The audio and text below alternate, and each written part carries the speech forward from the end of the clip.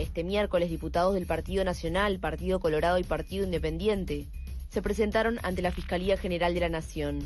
Con la documentación recabada durante la investigación realizada por la Comisión Parlamentaria, realizaron una denuncia penal.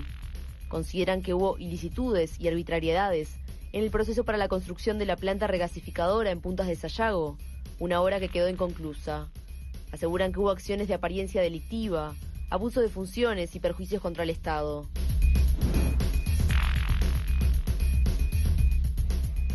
Bien, bienvenido, diputado.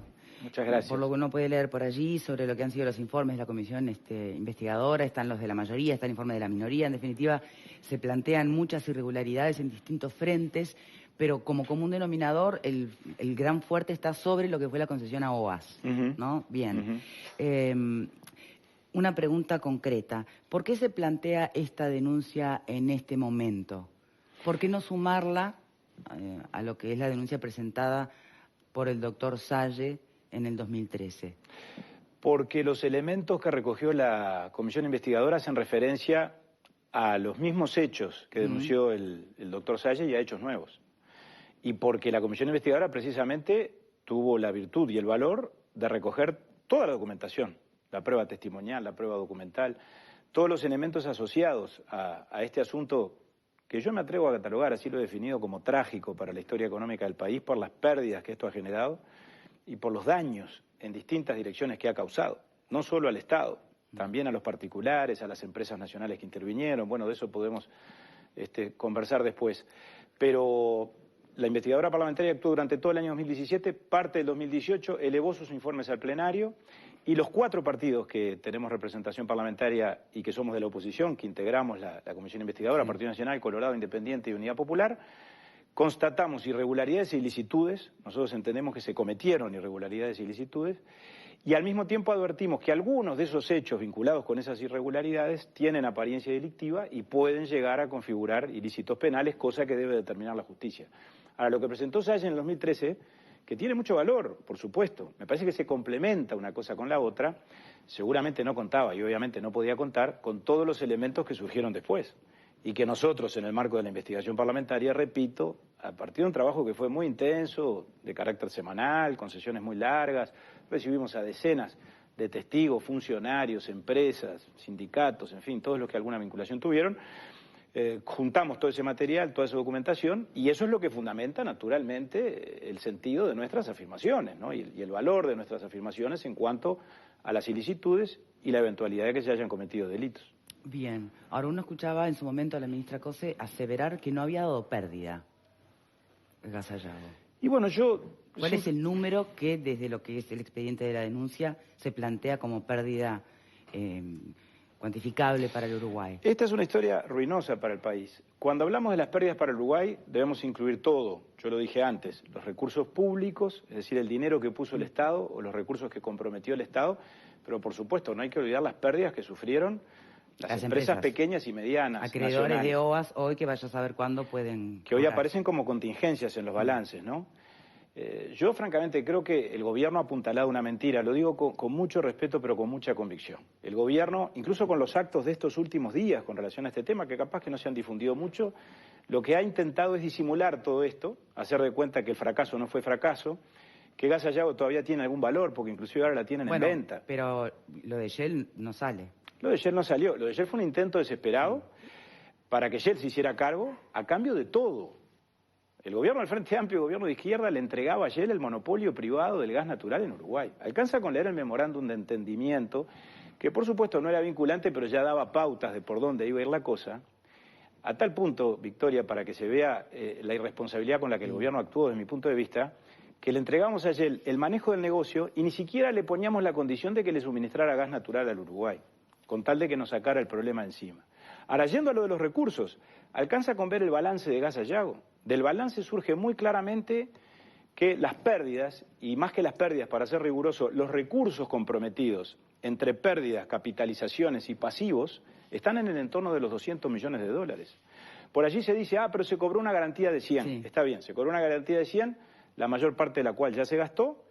En el último balance conocido, porque ha habido mucha opacidad con relación a todo esto, el balance del año 2018 está, yo no he podido acceder a él, por más que Marta Jara el otro día confesó cuando presentó los números de ANCAP que en el 2018, solo en el 2018 se habían perdido 20 millones de dólares más. Bueno, de ese balance surge claramente que hay más de 50 millones de dólares de capitalizaciones, la plata que puso UTE y ANCAP contante y sonante, 155 millones de pasivos de endeudamiento que se contrajo con la Corporación Andina de Fomento y con otras instituciones bancarias, y la garantía de los 100 millones en verdad se evaporó. En el 2017 quedaban 36 millones en caja, exclusivamente. O sea, el resumen da eso, y eso es lo que el país ahora tiene que afrontar. Aparte de los privados, hay un concurso de más de 40 millones de dólares, de más de 300 empresas nacionales, de las cuales 15 o 20 son las que concentran la masa pasiva, digamos así, que son los subcontratistas, empresas que brindaron servicios de pontón, de grúa, servicios marítimos, que fueron subcontratadas para determinadas partes de la obra, que OAS no le pagó a nadie y el Estado nos hizo cargo, y que ahora están demandando al Estado, por eso ahí hay contingencias por más o menos 50 millones de dólares, contingencias de estos empresarios que están yendo contra el Estado. Bien. ¿Por qué el Estado? Y termino para redondear o para completar la fotografía. El Estado, un poco a la usanza de lo que hizo en Pluna, cuando la garantía soberana, aquella ilimitada que otorgó para la compra de los aviones, acá también otorgó una garantía soberana, ilimitada, irrevocable, etcétera, etcétera, etcétera, a los efectos de garantizar toda la operación y todos los efectos de la operación. Bien. Contra esa garantía están yendo ahora los acreedores de OAS. Una última pregunta de mi parte y después abro para el panel, si les parece, porque hay muchas puntas desde donde poder abordar y debatir sobre este tema. Pero uno de los grandes escollos que debió enfrentar la justicia y quienes denunciaron en el tema ANCAP, concretamente el tema LUR, ha sido la órbita en la que se mueven estas empresas, como en el caso de Gas Sayago, ¿no? Y lo planteaba Marta Jara también en estas declaraciones, y es que pertenecen al ámbito del derecho privado. Claro. Y ahí le pregunto, si también va a ser uno de los grandes escollos en estas investigaciones, hay que remitirse a que fueron todos los partidos que aprobaron la ley 18.786 por la cual se permite que hoy haya una empresa que pueda estar desvinculada de las observaciones de un tribunal de cuentas, tal como indicaría el TOCAF. Entonces, frente a eso, ¿qué hacemos? Por supuesto que tenemos un problema en lo que se conoce como la huida del derecho administrativo, y el Estado ha venido abusando, esto no empezó con el Frente Amplio, pero se agudizó en los últimos años, de esta válvula de escape o vía de escape que es conformar empresas privadas controladas por el Estado para eludir el Tribunal de Cuentas, los requisitos de la licitación, del TOCAF, etc. Ahora, en este caso se da una particularidad. Gas Sayago es una empresa controlada exclusivamente por UTE y por ANCAP, que son sus dos exclusivos accionistas. Sí. Y alguien dirá, bueno, pero entonces no hay responsabilidad porque actuaban en el derecho privado. Sin embargo, la hay. ¿Por qué razón? Porque en todas las decisiones importantes, las decisiones no las tomaba solo el directorio de Gas Sayago. En primer lugar, el directorio de Gas Sayago estaba integrado por directores de UTE y de ANCAP. Sí. Pero además esos directores actuaban mandatados por los directorios de ANCAP y de UTE, que formalmente, en el ámbito de las empresas públicas, de los entes autónomos, resolvían las adjudicaciones a OAS, por ejemplo, que son el caso más notorio, a mi juicio, de la desviación de poder que se dio en este caso, y todas las demás decisiones relevantes. Yo creo que se abusó del derecho privado. Creo que se actuó con desviación de poder, no tengo duda, y creo que se perdió el control y se perdieron las referencias en todo. Desde los gastos en Gas Sayago, donde se pagaron y se siguen pagando salarios exorbitantes. Pongo un ejemplo, la gerenta general tuvo que bajarse el sueldo porque superaba el límite legal del 60% del sueldo del presidente de la República. Pero se pagaba, y hasta donde yo sé se sigue pagando, un sueldo de 200.000 pesos para un funcionario cuyo cargo es encargado de gasoducto. El gasoducto que nunca se construyó y que no se va a construir porque hace 4 años y medio que están paradas las obras. Entonces, el abuso en la aplicación de los recursos de Gas Sayago en la contratación de consultorías, las decenas de millones de dólares.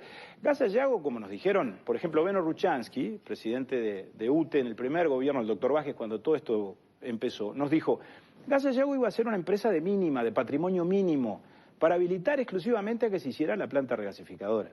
Después se convirtió en este monstruo gigantesco que tenemos hoy, que bueno, que esos polvos trajeron estos lodos, ¿no? Bien, me gustaría entonces abrir el tema al panel, pueden abordarlo desde la arista que prefieran. Adelante. Vamos a darle la palabra a nuestro panelista invitado en el día de hoy, si les parece, Eduard Hoffman. Gracias por estar aquí.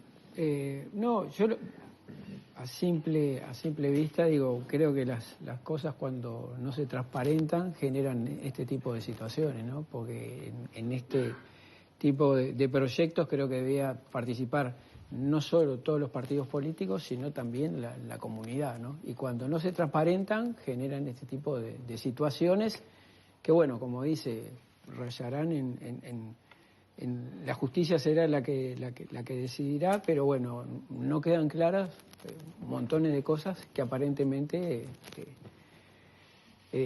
dejan a la población en esa sensación de que se gastan dineros del Estado en estos emprendimientos que después no resultan como se vendieron, ¿no? Bien, Vero. No solo dejan la sensación de que se gastan dineros del Estado sin tener, bueno, estudios de viabilidad y demás, sino que creo que en este caso también deja la sensación de que hay casos concretos de corrupción, ¿no? Y me parece que llevar esto a la justicia y que lo lleve el Parlamento es una buena señal. Eso transparenta toda esta información que, bueno, se ha manejado por los parlamentarios, pero que la ciudadanía en general, e incluso el periodismo, no tenemos todos los elementos para poder ahondar. Sí, no, y además el propio Frente Amplio votó confidencialidad de una de las partes de la comisión investigadora. Lo que complica todavía más transparentar esto. Y la me justicia parece... igual puede acceder a ello si lo desea. Nosotros en la denuncia le agregamos la documentación que está disponible y le pedimos que mande un oficio al Poder Legislativo y al Ministerio de Energía pidiendo la documentación que fue declarada secreta, que es la que está vinculada a OA, ¿no? Y un punto que tú tratabas me parece que realmente debería reverse a nivel parlamentario y son estas empresas de derecho privado que todos sabemos que son públicas, pero que entre otras cosas hicieron que no tuvieran consecuencias jurídicas para De León, por ejemplo, ¿no? Cuando todos... creo que incluso la Fiscalía indicaba determinada cosa, pero decía, bueno, no tengo una herramienta para poder actuar. Si no es el propio directorio de ALUR que lo denuncia, esto entonces no sale. Me parece que eso habría que, sería bueno, tal vez lejos de la campaña electoral, porque no es momento ahora de discutir estas cosas, sería bueno que se revea, ¿no? Bien, Selva. Yo creo que sí, que es momento en la campaña electoral de discutir estas cosas. ¿Cuál? ¿La PPP? La de que el Estado se ha dado organismos de control que nadie respeta. Y no ha pasado solo en los gobiernos del Frente Amplio, ha pasado también en los gobiernos del Partido Colorado y en el Partido Nacional. ¿Cuál es la razón para que nosotros paguemos funcionarios que después no respetamos en la acción que Tribunal de Cuentas, lo contencioso administrativo, etcétera? Y además la gente te dice, olímpicamente te dice, se reitera el gasto, se objetó, se reitera 2, 3 veces y se hace. Entonces la gran pregunta es que sí, yo creo que en la campaña electoral debería estar la reforma del Estado, si es que efectivamente hay cosas que no están claras, que no son prácticas, porque por eso se apela al derecho privado, porque no es práctico el funcionamiento del derecho público, bueno, que se corrijan, por favor. ¿Cuánto hace no termine siendo la excusa para que se termine? No, que no sea una excusa. Y en este negocio en particular quería decir algo. El negocio en sí era un negocio interesante, digamos la verdad. Tener gas natural, poder venderle a Argentina, que en ese momento estaba en profunda crisis del gas natural. Ustedes recordarán que el gobierno de los K subsidiaba el gas, por lo tanto yo conozco gente que decía, el propio Bulgeroni decía, ¿para qué voy a invertir de la Pan American? ¿Para qué voy a invertir en explotar más gas natural si no gano? Si está todo subsidiado y por lo tanto no gano plata. Entonces, nosotros pretendíamos venderle gas a Argentina, tener gas y venderle a otros países. Obviamente también fuimos como en otros proyectos muy grandilocuentes, porque la regasificadora preveía 10.000 metros cúbicos. 10 millones de metros cúbicos. Perdón, 10 millones de metros cúbicos. 5 millones para el Uruguay y el excedente para Argentina o Brasil. Ni siquiera nosotros no gastamos 5 millones. Bueno, nosotros pero 300.000 gastamos nosotros. Entonces, imagínate la disparidad, ¿no? Luego se corrigió porque el barco que se iba a traer como el barco que licuaba iba a ser menor, etcétera. Pero acá en todo esto hay, en principio, dos cosas que yo veo. Un negocio fallido, lo que apuntaba el compañero sobre la falta de transparencia, yo estoy en contra, absolutamente en contra de los secretismos y sobre todo cuando los dineros son públicos. Y segundo y último, el tema de por qué razón a tantos años de que no funciona Gas Sayago como empresa se siguen pagando sueldos. Creo que el dato que yo tengo es que en el 17 se pagaron $3 millones de sueldos de 20 personas que integraban en ese momento la plantilla de Gas Sayago. En un año $3 millones. Bien. Es incomprensible. A ver. Este es un caso nuevo para la justicia uruguaya, recién acaba de ingresar, pero no es un caso nuevo, es un caso viejo para la justicia brasileña. Los coletazos de esta situación ya obran en poder de la policía brasileña, de la justicia brasileña. El presidente de OAS, el señor Leo Pinheiro, está preso en Brasil por corrupción. El señor Lula está preso en Brasil porque era el que le hacía el lobby al señor Pinheiro fuera de Brasil para conseguirle obras.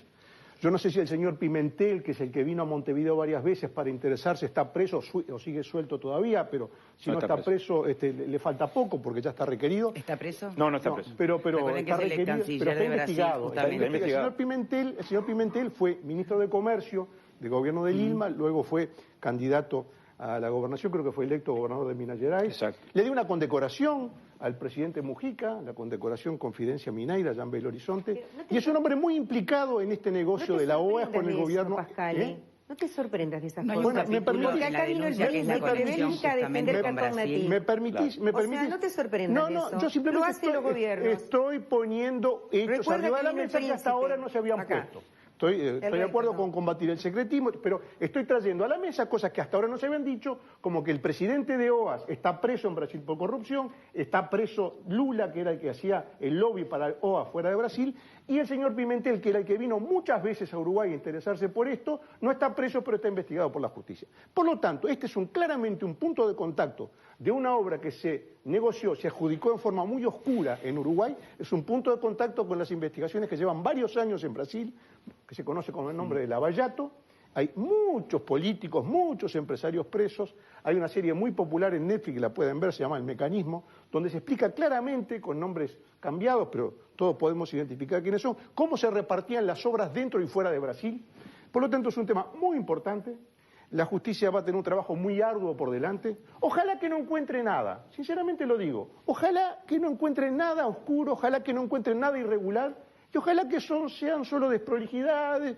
Ojalá.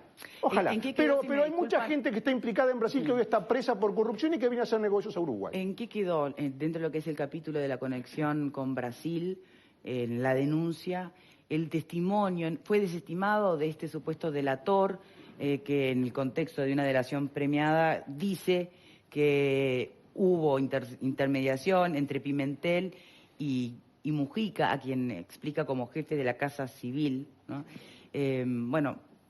Y que justamente se pagó o se le pagó a OAS contra una financiación de campaña? O sea, ¿eso en qué quedó? Porque figura en la denuncia. Sí. Por supuesto, y nosotros los documentos que logramos recoger en la Comisión Investigadora se lo aportamos ayer al fiscal. El caso Pimentel, que está, digamos, es tal cual lo reseña Graciano, está tramitándose en el Superior Tribunal de Justicia.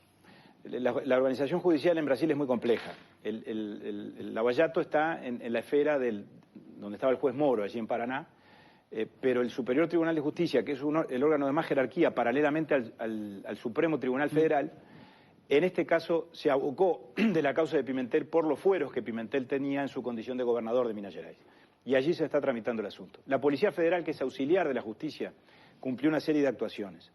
Yo tengo un informe, lo presentamos, lo tenemos todos, de la Policía Federal, donde dice que no llegó a aprobar la coima, no lo da por terminado, es un informe preliminar, no llegó aún a aprobar que Pimentel haya cobrado la coima que denunciaron que había cobrado por haber intercedido ante el gobierno del presidente No se pudo registrar ni el cobro. Pero sin embargo, que recogió una serie de elementos que hacen que la denuncia sea verosímil, dijo así. En cuanto a que hay determinadas coincidencias con otras causas, en cuanto al modus operandi, en cuanto a las personas que intervinieron por OAS, que efectivamente intervinieron, que eso pudo probarse a través de distintas interceptaciones de conversaciones telefónicas, en cuanto a que otras coimas que ya se probó que Pimentel cobró, las mandaba a pagar en una determinada dirección en la ciudad de Belo Horizonte, en una consultora que él tiene allí, o de amigos de él, no sé cómo es, y en cuanto a que los indagados por el lado de OAS, en este caso se ampararon en el silencio, lo cual es un elemento de presunción en el sentido de que no quisieron hablar porque evidentemente estaban siendo indagados y podían llegar a ser comprometidos en lo que tuvieran que decir. Bien. Ahora, eso es lo que ocurre en Brasil. La contracara de eso es lo que ocurrió en Uruguay, lo que ya hemos constatado. Es decir, ¿por qué nos preocupa tanto lo de Brasil? Y bueno, porque lo que logramos demostrar en Uruguay es indicativo de que aquí se actuó con capricho a la hora de favorecer a OAS en la adjudicación de los dos contratos. Empiezo por el más sencillo, para no alargarme. OAS participó como constructora de la planta regasificadora propiamente dicha, con GNLS, y por otro lado se le otorgó el contrato para la construcción del gasoducto, de la conexión del gasoducto de la futura planta con el gasoducto Cruz del Sur. En forma absolutamente subjetiva, caprichosa y violando todos los principios de la buena administración, abusando del derecho privado. ¿7 millones más cara, puede ser? Era una oferta más cara que la que terminó pugnando con ella desde el punto de vista de la construcción del tramo terrestre. Hay documentos de Gas Sayago, firmados por la ingeniera Jara, que dicen que OAS no reunía los requisitos de admisibilidad y sin embargo fue preseleccionada. Hay un informe técnico, porque yo he escuchado a la ingeniera Jara a estas horas decir, bueno, pero los técnicos recomendaron. En este caso recomendaron lo contrario. Hay un informe técnico que dice claramente que la oferta de OAS representaba graves peligros o peligros muy concretos desde el punto de vista del cumplimiento de los objetivos por la falta de experiencia de su personal y de la propia empresa en la construcción de obras offshore.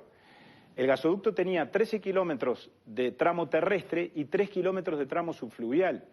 ¿Y cómo será la cosa? Lo hicieron por el derecho privado, porque era el derecho privado, pero ¿cómo será la cosa que construyeron la solución o urdieron la solución a la medida de OAS, que como OAS no calificaba en la construcción del tramo subfluvial, le dijeron a OAS, le adjudicamos la obra de 64 millones de dólares, pero el tramo subfluvial usted lo tiene que hacer con otra empresa, y le indicaron cuál, ninguna de las cuales se había presentado en la licitación. Bien. Eso en cualquier licitación pública es causa de nulidad absoluta. Tenemos que hacer una pausa. Si me permiten, cuando regresemos, me gustaría que el panel se expresara sobre estos asuntos y sobre qué opinan de lo que dice hoy el Sindicato del Gas.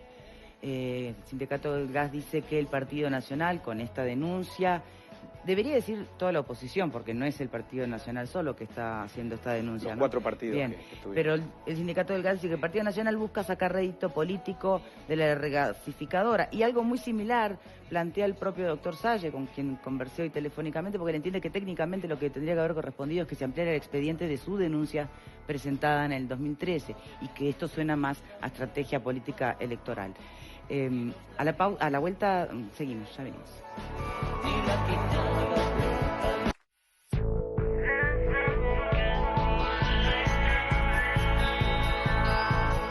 Presenta Sensus. Descubrí la nueva línea de jabones líquidos Sensus y sentí la diferencia. En el bloque anterior dejaba planteado cuestionamientos por parte del Sindicato del Gas, por parte del propio doctor Salle, pero puede ser de ahí que retomen o del aspecto que les parezca más trascendente. Al fin y al cabo aquí, ¿cuál es la pregunta correcta para hacer? Ni siquiera en eso hay consenso, o sea que arriba. ¿Quién no habló todavía? Alfredo. Sí, a mí me parece bien lo de la comisión investigadora. Yo te preguntaba recién en la pausa, claro, salió porque el voto 50 fue el de Mujica, que en aquel momento se había ido del frente, porque yo siempre estuve de acuerdo con las comisiones investigadoras. Ahora que pase a la justicia me parece bárbaro. Yo creo que, vamos a entendernos, si hay corrupción, si ustedes hablan de que hay elementos que apuntan a delito, ¿hay nombres y apellidos de gente política en la sospecha de ustedes? Bueno, obviamente la responsabilidad recaería sobre todos los funcionarios que intervinieron. Está. Porque me parece que es importante. Si hay delito, acá lo que está sobrevolando todo el tiempo es el famoso contacto que teóricamente los brasileños tuvieron con Canepa, etc. Entonces se apunta con nombre. Eso lo digo yo, ¿no? Es decir, se está apuntando a que el intermediario ahí fue ese famoso jefe de la Casa Civil que no existe en Uruguay, ¿tá? Que es que tendría la Secretaría de Presidencia. Se está hablando de eso. Si hay delito y la justicia investiga y arrancar la cabeza a quien sea, a mí me parece bárbaro. Ahora, el tema de la regasificadora, lo que decía Selva hoy, es cierto. Se estaba hablando de la regasificadora como un gran negocio, porque estaba, entre otras cosas, la posible implantación, ¿se acuerdan de Aratirí? Que necesitaba mucha energía. Entonces, lo de la regasificadora que iba a traer miles o millones de gas, que iba a ser de toneladas de gas, no era por el consumo nuestro realmente y la posibilidad de Argentina, era porque Aratirí iba a necesitar también energía y se estaba pensando en eso. Entonces, el negocio, claro, fracasa uno, fracasa el otro, que hubo desprolijidades seguramente. Que se investiguen, que la justicia laude, me parece bárbaro, que no se mezcle con Salle, se los deseo, porque realmente todo lo que pasa con Salle se lo archivan. Entonces, creo que si va a tener buen puerto o no la denuncia de ustedes, bueno, que la vaya declaración sola. de Marta Jara fue por la denuncia de Salle. Sí, claro, por eso. Pero siempre se lo terminan archivando, porque Salle denuncia a todo el mundo. Ahora, lo que me parece que es importante, no descalifiquemos instrumentos. Las empresas público de derecho privado o derecho privado, sí, públicas de derecho privado, bien usadas, pueden ser muy buenas. El tema es cuando se usa mal el instrumento, y se ha usado mal el instrumento como una forma de evitar controles, ¿tá? Porque, vamos a entendernos, la institucionalidad uruguaya es muy rígida y muchas veces es absolutamente inoperante para que se pueda implementar cambios o entonces, este instrumento bien usado, en forma transparente, ¿sí? Yo no lo descarto, me parece que es sano. Ahora, una cosa es cuando todos creemos en el fondo que, si somos bien honestos, bueno, nadie quiere tener que confirmar la corrupción, ¿no? En el país donde uno vive. O sea que, ojalá, pero ojalá los delitos no terminaran confirmándose como tales. Ahora, una cosa es el delito y otra cosa son hechos. El hecho indiscutible de las pérdidas que efectivamente algunas decisiones de este gobierno ha tenido a través de emprendimientos millonarios y que quedaron allí tiradas, ¿no? Y contra eso, entonces, ¿qué va quedando? ¿Las urnas? ¿Y sí? Pero no hay que descartar o sea, no digo que tú lo estés descartando, perdón. Perdón, Virginia, no hablaste. No, porque termine, no hay era una cosa, digamos, a partir de lo que ella había dicho, no es que uno quiera, digamos, descartar nada, y por supuesto nadie quiere que haya corrupción ni nada por el estilo, y todos queremos vivir en un país donde la gente actúa bien, de acuerdo a derecho, que no se lleva plata por el bolsillo, bueno, todos estamos de acuerdo en eso. Ahora, eso no quiere decir que cerremos los ojos frente a la realidad, sobre todo una realidad que ha impactado en toda América Latina, Y hacemos bien en escandalizarnos cuando 3 presidentes de Perú terminan presos, hacemos bien en escandalizarnos cuando en Argentina ya no hay palabras para describir la corrupción que ha habido, y gran parte de esa corrupción en Colombia, en Venezuela, en Perú, en Ecuador, en Argentina, tiene que ver y gira en torno de los contratos de las empresas brasileñas que actuaron fuera de Brasil, ayudados por el gobierno del PT y alentadas y financiadas por el Banco de Desarrollo que manejaba el PT. Por lo tanto, me parece que es sano, pensando en el futuro, es sano deslindar responsabilidades. Ojalá que se compruebe que todo lo que ocurrió acá no tiene nada que ver con la corrupción ni en Perú, ni en Venezuela, ni en Colombia, ni en Argentina, todas originadas por las empresas que manejaban el PT de Lula y Dilma en Brasil. Ojalá que eso sea así, y yo hago votos para que sea así, y hago votos para que la justicia uruguaya se implique a fondo en este tema, para que la justicia y la policía uruguaya, como colaboradora de la justicia, se implique a fondo en este tema, porque no hay nada peor que dejar flotando la duda de la corrupción. ¿Y qué hacemos con Alur, qué hacemos con Pluna, qué hacemos con UPM2, con el ferrocarril central? No todo pasa por quiere decir que en todos los casos Lavallato, ¿no? Pero no quiere decir que en todos los casos uno tenga la misma sospecha. O sea, en otros casos pueden haber errores administrativos, pueden haber demasiada confianza, pueden haber muchas cosas. Ahora, en este caso no estamos inventando nada nuevo. Hay decenas de empresarios presos, decenas de políticos presos. Algunos vinieron a Uruguay a hacer negocios. Bien. Yo creo que la diferencia sustancial con la denuncia que hizo Salles es que Salles le hizo en calidad de un ciudadano que tenía determinado conocimiento o sospecha. Acá estamos hablando de la investigación del Parlamento durante muchísimo tiempo y que en definitiva lo que se está haciendo también es allanándole el camino a la justicia, porque todo el trabajo que tenía que hacer el fiscal de recolectar pruebas y tomar declaraciones, la comisión ya se lo está entregando. Por lo tanto, el trabajo también va a ser mucho más rápido para la Fiscalía. Y también me parece importante recordar que si bien la comisión investigadora fue votada por todos los partidos, la consecuencia de que esta denuncia esté siendo presentada por los partidos únicamente de la oposición es porque en el Parlamento no se llegó a los votos suficientes para que se remitieran el trabajo de la comisión a la justicia. O sea que las mayorías parlamentarias impidieron que el propio Parlamento sea el que remita a la justicia los informes de resultados de la investigación. Es un muy buen resumen y efectivamente así fue. El Frente en realidad no habilitó la conformación de la investigadora. El voto 50 fue el de Gonzalo Mujica, que todavía no había renunciado a su banca, y así se conformó una mayoría de los partidos de la oposición, más Mujica. Después el Frente no habilitó la remisión de los antecedentes a la justicia y la presentación de la denuncia, que podría haberlo hecho sin necesariamente condenar lo que se hizo, sino por una razón de elemental transparencia, que hubiera sido, creo yo, muy saludable. Y no solo eso, sino que además, que creo que no tiene antecedentes, yo hace 15 años que estoy en el Parlamento, pero me parece que hay que remitirse a las investigaciones por derechos humanos que se hicieron en el año 85, declaró secretas determinadas actuaciones de este asunto, de esta investigadora, particularmente la documentación más sensible, la que tiene que ver con lo que yo dije antes, con la forma en la que le dieron a OAS el contrato de la conexión del gasoducto. Y dos comentarios finales, si me permitís, o adelanto mi posición con relación a las críticas que nos hacen. tú has hablado por mí en cuanto a la crítica, no sé si llamarlo así, del doctor Salle. El doctor Salle, en su legítimo derecho como ciudadano, como cualquier ciudadano puede hacerlo, fue y denunció el hecho a la justicia, y bienvenido. Y probablemente nuestra denuncia termine complementándose con la de él, y tal vez la Fiscalía resuelva unificar las causas. A mí eso me importa poco. Yo creo que aquí el propósito es que haya transparencia. Y reitero, como tú decías muy bien también, nosotros trabajamos durante 1 año y medio, recogimos, ayer fuimos con varias cajas de documentación, que eran las que estábamos en condiciones de presentar, que se las dejamos al fiscal, y eso Salle era imposible que lo tuviera, porque entre otras cosas hubo que vencer declaraciones de confidencialidad y de reserva que había hecho Gas Allao y que había hecho el Ministerio de Energía con relación a todas esas actuaciones, porque repito, había una enorme opacidad con relación a todo esto. Bien. Y en el tema del sindicato, 2 palabras o 1 palabra, yo creo que el sindicato, a mí me da mucha pena lo que está pasando en la compañía del gas, y me resulta trágico que los trabajadores tengan que recurrir a la huelga de hambre para protestar, y es legítimo que luchen por el mantenimiento de su fuente de trabajo. Pero en esto han sido muy complacientes con el gobierno, porque en buena medida lo que está pasando con Petrobras es que fracasó la planta regasificadora. Claro. Porque a Petrobras le dijeron que se hiciera cargo de la distribución del gas, que iba a tener gas en abundancia y en calidad suficiente para que el negocio fuera rentable. ¿Y por qué el sindicato no lo dice? ¿Y por qué el sindicato no condena la privatización del Frente Amplio de haberle dado en el año 2007 a Petrobras la distribución del gas por cañería? Pero les exige al Partido Nacional Claro, hacer era privada. memoria y pensar en qué pasó en los años 90. Está bien, hagamos memoria, Volver a ser pero... empresa pública, digamos la verdad. El sindicato quiere volver a ser Gaseba, empresa pública del Estado. Quieren volver a ser funcionarios públicos.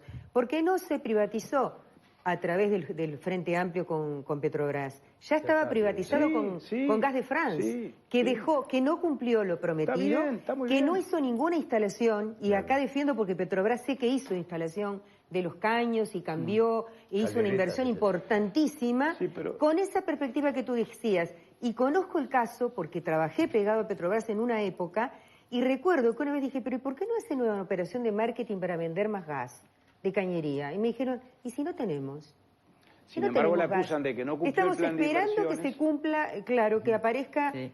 No, Por es verdad, favor. Petrobras ya había anunciado Por favor, la dificultad sí. que iba a enfrentar en caso que la regasificadora, es decir, la capacidad de Uruguay de producir su propio gas, no funcionara. Entonces la culpa es de Está nosotros, bien. que denunciamos la gravedad de estos hechos y los llevamos a la justicia. Me parece que no es sensata la crítica. Perfecto. Pablo Abdala, muchísimas gracias, diputado, por habernos acompañado en este segmento del programa. Vamos a cambiar de tema. Por si hay algún olvidadizo por allí, estamos en el mes de la mamá todavía, y los mejores regalos están en Vía Confort.